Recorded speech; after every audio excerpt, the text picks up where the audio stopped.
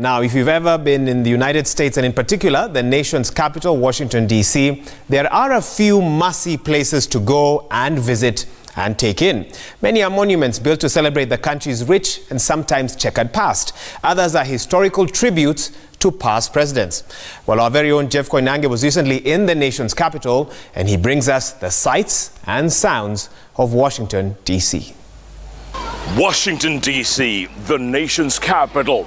A city that's steeped in history, with monuments scattered all over this town. Now, in order to take a look at them, you need two things. One, you need a rental. Two, you need one of these. This is a GPS, and it's available with the rental so that you can find your way around. I'm going to take you on a tour of DC so you could see it for yourselves. First up, probably and arguably the most famous address, 1600 Pennsylvania Avenue, otherwise known as the White House. And off we go, aided by the trusted GPS, which, by the way, is a lifesaver, especially for those of you who aren't used to highways and byways and superhighways. In other words, driving in a first world country. But even before we get to that, we have to take care of a little business.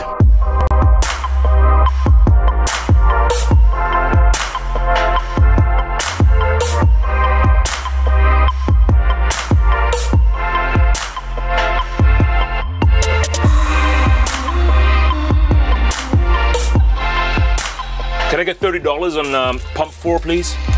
Thank you very much. 30. It won't, 40 is too much.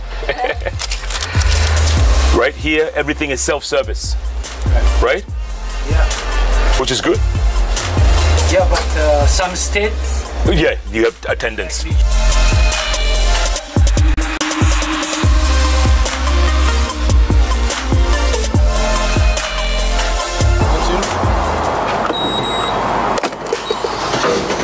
$13, $14.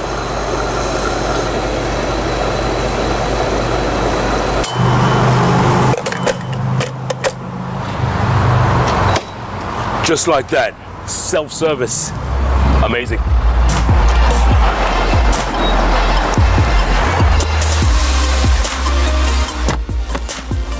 Now we're ready for our first stop, 1600 Pennsylvania Avenue, Twendekazi.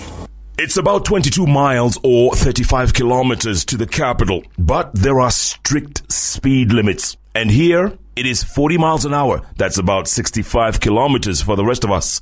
Anything over that, and the ever-present cameras will detect it and flash. And if not, these guys are always on the alert. DC's finest, they call them here. Ready to pull cars like this one over and give the driver a speeding ticket.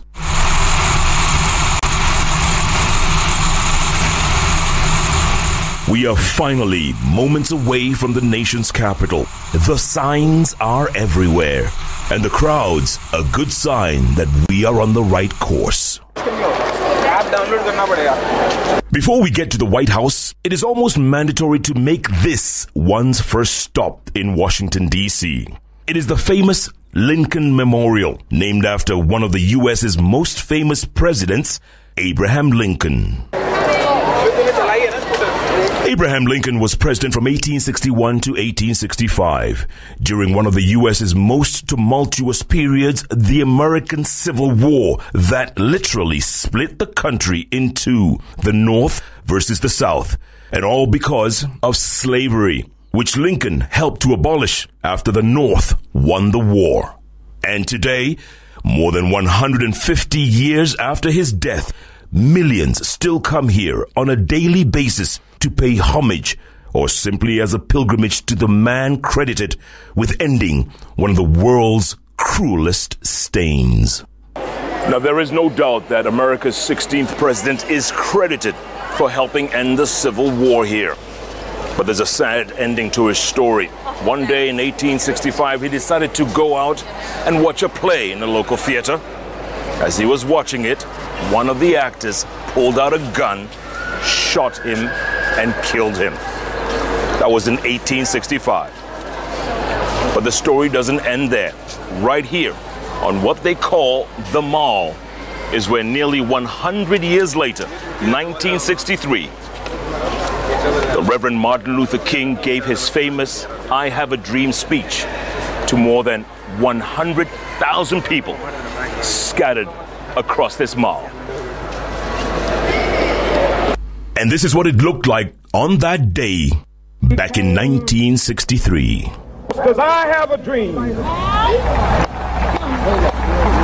that my poor little children will one day live in a nation where they will not be judged by the color of their skin, but by the content of their character. I have a dream today. Fast forward to 2019, and we make our way across the mile. And it's amazing the amount of tourists who come here from around the world. More than 20 million a year, according to the local tourism office here. That's almost half of Kenya's total population visiting one capital city every year. The equally famous Washington Memorial across the pond is no doubt a sight to behold. Bold, imposing, stretching thousands of feet into the sky. And then, of course, there's this building right here, where House of Representatives from across the country, as well as senators from across the country, meet. It's called Congress.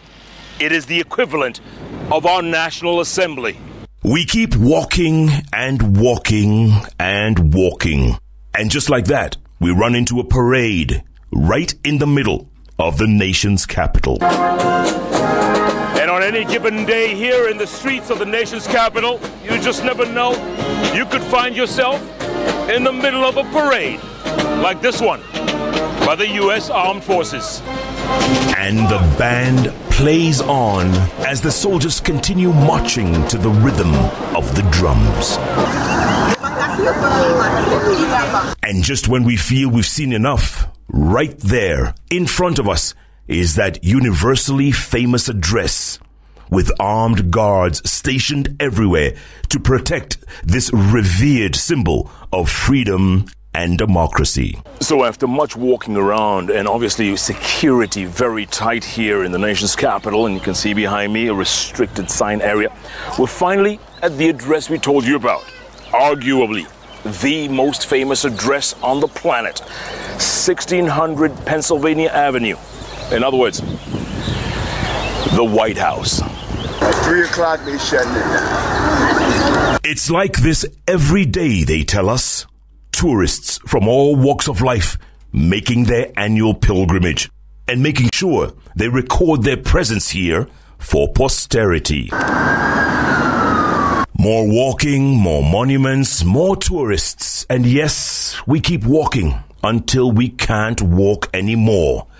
There's only so much sightseeing one can do on any given day in the nation's capital. Now, those are the kinds of sights and sounds you get to see here in the nation's capital, Washington, D.C. But there are so many more in this huge, large capital. For now, that's it for us. It's been a long day of walking, and it's been tiring as well. But I hope you enjoyed it as much as we did. Jeff Koinange, Citizen Television in Washington, D.C.